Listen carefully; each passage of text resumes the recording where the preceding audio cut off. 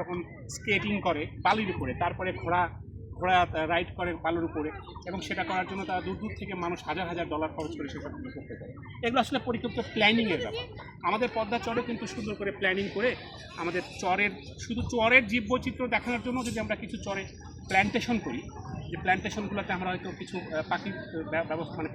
পাখি বান্ধব কিছু গাছ লাগাইলাম, বা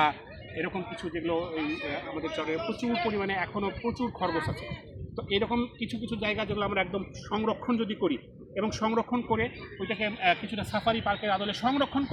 করে সাফারি পার্কের ধারণার সঙ্গে যদিও আমি একমত নই, তারপরে বলি যে তারপরে ওইটা দেখার জন্য আমরা যদি মানুষকে উৎসাহিত করি হয়তো চরকেন্দ্রিক পর্যটন গড়ে উঠবে। আর আপনারা হয়তো জানেন যে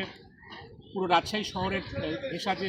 পদ্মা নদী, এই পদ্মা নদী পুরোটাই মাইগ্রেটরি বার্ড, শীতকালে প্রচুর পরিমাণে মাইগ্রেটরি বার্ড আসে, যে কারণে সারা দেশ থেকে প্রচুর পরিমাণে পাখি প্রেমী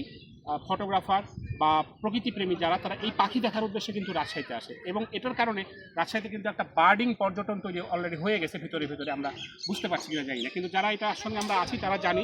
এই শীতকালে বা পাখির মৌসুমে সারা দেশের প্রচুর পরিমাণে পর্যটক কিন্তু রাজশাহীতে পাখি দেখার জন্য আসে। এই পাখিগুলোর জন্য যদি নিরাপদ আশ্রয় আবাসন আমরা তৈরি করতে পারি এবং এটা যদি সরকারিভাবে আমরা জানাতে পারি যে এখানে এরকমভাবে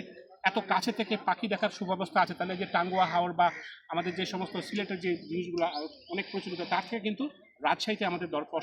দর্শক পর্যটক আমরা অনেক বেশি আনতে পারবো। আসলে সুষ্ঠু প্ল্যানিংয়ের দরকার, আসলে সুষ্ঠু পরিকল্পনার দরকার, এবং এই কাজে অভিজ্ঞ মানুষদেরকে ইনক্লুড করার দরকার। আমরা দেখেছি যে এই সমস্ত কাজে যাদেরকে ইনক্লুড করা হয় তাদের মাঠ পর্যায়ে কোনো অভিজ্ঞতা নাই, তারা ওই সেমিনার সভাতে বসে বিভিন্ন রকম কথা বলেন, এবং যে কারণে এটা কিন্তু বাস্তবে আর কখনো ইমপ্লিমেন্টটা হয় না। এখানে দরকার অভিজ্ঞ মানুষের অংশগ্রহণ, এছাড়া এই জিনিসগুলো আসলে ইমপ্লিমেন্ট করা খুবই কঠিন।